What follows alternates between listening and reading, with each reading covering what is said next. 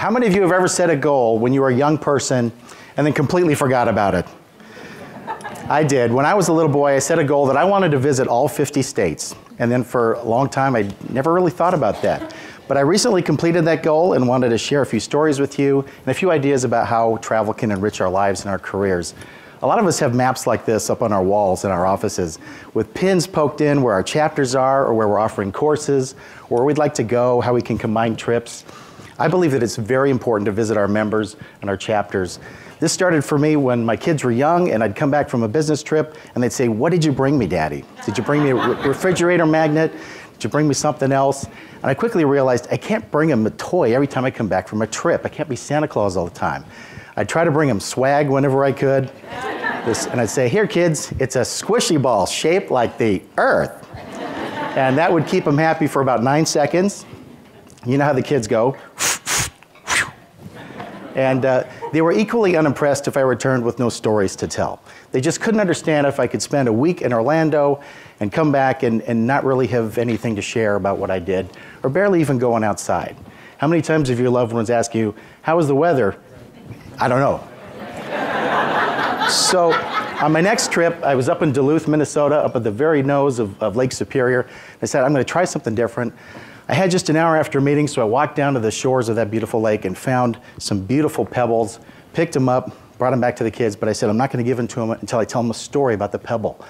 So I said, this is the largest freshwater lake in the world, has tremendous storms, waves have been pounding on the shore for 10,000 years and produced these special little rocks. And the kids bought it. My wife was just shaking her head. But it worked, and it really taught me that it's the story and the context and the experience that was meaningful to them, not so much the object that I brought back. So let's hit the road, and let's encourage our coworkers to hit the road.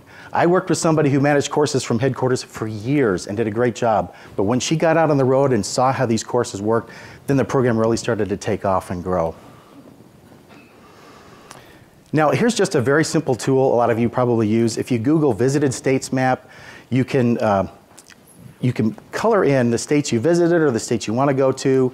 You can save it as a JPEG file and put in some documents. This is a very simple one. I know there's a lot more sophisticated ones out there.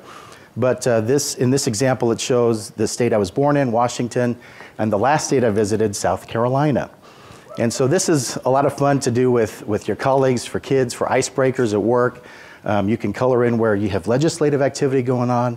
You can color in where your chapters are or things you want to do. And again, this is a very simple tool, but it can be a lot of fun.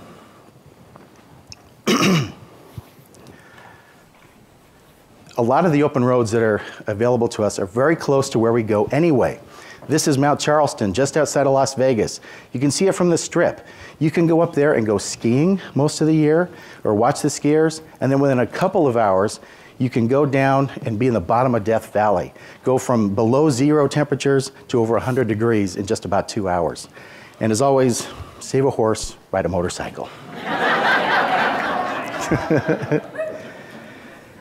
Other open roads are on water. If you ever meet in Orlando, Florida, you're only 30 minutes away or so from being in a kayak in a beautiful state park, in a river.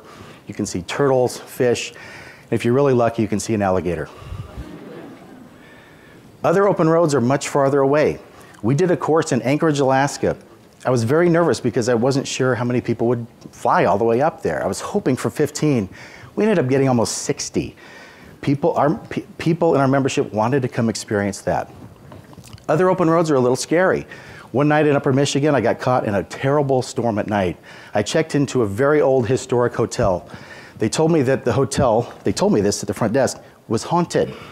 And they were gonna check me into Amelia Earhart's room. I said, that sounds awesome. Let's do it. But it turned out to be not as fun as I thought it would be. Amelia was walking up and down the floor of my room all night. She didn't say anything, but I could actually hear her. I called the front desk and I said, I'd like to order some room service weapons, if you've got them. Maybe a flamethrower or nunchucks, I don't care. And the front desk actually said this, she's more scared of you than you are of her. I said, we're not talking about a squirrel here. We are privileged to work for associations and get to travel and see our members across the country. Let's get out there, or encourage each other to get out there and learn and have a great time. Thank you very much.